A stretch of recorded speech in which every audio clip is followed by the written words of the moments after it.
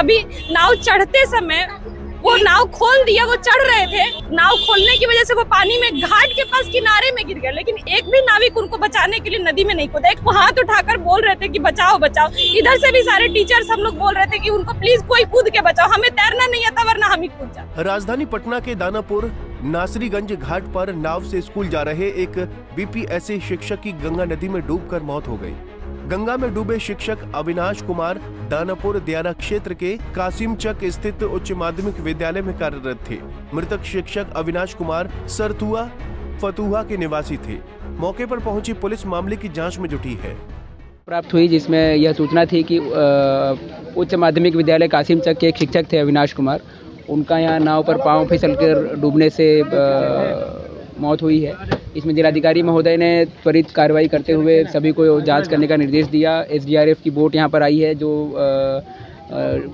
Body को ढूंढने का प्रयास कर रही है और तत्काल जो सहायता पहुँचाई जा सकती है सभी विभागों के पदाधिकारी यहाँ पर हैं। उसके लिए हम लोग सभी लोग एक्टिव हैं। इसकी जांच कराई जाएगी कि किसकी लापरवाही थी और उन पर कार्रवाई की जाएगी। पूर्व में भी हमने सर आपसे सवाल किया था कि ओवरलोडिंग को लेकर बहुत बड़ी समस्या है। निर्देश दिया था सभी अनुमंडल पदाधिकारियों को। उन्हीं के निर्देश के आलोक में हम लोगों ने सभी वैसे नावों को जो पैसेंजर लेकर यहाँ से उस पार जाते हैं उन सभी का अभिलेख तैयार करवाया था अंचल से और उसका सत्यापन करवा रहे हैं।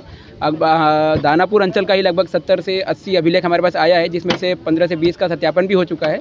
और सत्यापन उपरांत जो वैसी नावें जिनका हमारे यहाँ रजिस्ट्रेशन नहीं है, निबंधीकरण नहीं है और वो निबंधन का उल्लंघन कर रहे हैं, उन सभी नावों को हम लोग कार्रवाई करेंगे, जब्त करेंगे और यह सुनिश्चित करेंगे कि वो इसमें किसी तरह का परिचालन नहीं कर पाए। शिक्षकों का आरोप है कि कई बार सूचना देने के बाद भी एसडीआरएफ की टीम बहुत लेट से आई।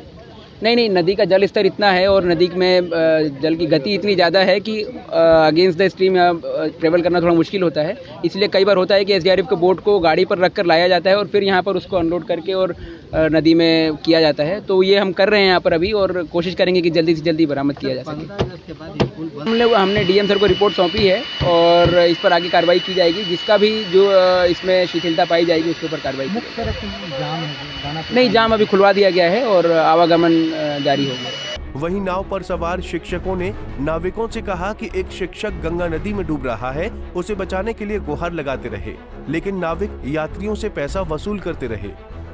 हमारे स्कूल के सर थे, हम लोग सब अभी स्कूल जाने के लिए यहाँ घाट से नाव रोज पकड़ते हैं। आप स्थिति देख सकते हैं कि कितनी खराब हो रखी है, फिर भी हम लोगों को रोज जाना पड़ रहा है। घाट के उस साइड भी पानी भरा हुआ है, फिर भी हम लोगों को स्कूल जाना पड़ता है। ऊपर से यहाँ के जो नाविक लोग हैं, हर दिन उनके नाव में जंगल फंसता है, बीच नदी में वो लोग नदी में उतर के अपना जंगल साफ करते हैं, लेकिन अभी नाव चढ़ते समय वो नाव खोल दिया, वो चढ़ रहे थे और उस नाव खोलने की वजह से वो पानी में घाट के पास किनारे में गिर गए, लेकिन एक भी नाविक 10-10 नाव थे, एक भी नाविक उनको बचाने के लिए नदी में नहीं कूदा, एक रस्सी तक नहीं फेंका। वो हाथ उठाकर बोल रहे थे कि बचाओ बचाओ। इधर से भी सारे टीचर्स हम लोग बोल रहे थे कि उनको प्लीज कोई कूद के बचाओ, हमें तैरना नहीं आता वरना हम ही कूद जाते, लेकिन एक भी नाविक नहीं कूदा। यहाँ पे एक भी एनडीआरएफ एसडीआरएफ की कोई टीम नहीं थी। इतने सारे टीचर्स उस तरफ जाते हैं, सरकारी टीचर हैं सब, हमारी बीपीएससी के थ्रू बहाली हुई, लेकिन फिर भी बताया जा रहा है कि शिक्षक अविनाश ने नाव पर अपनी बाइक लोड कर दी थी।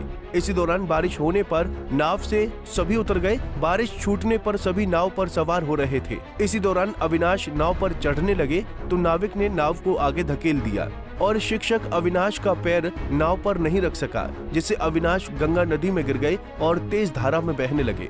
फिलहाल शिक्षक की तलाश जारी है। पटना से संजीव कुमार की रिपोर्ट।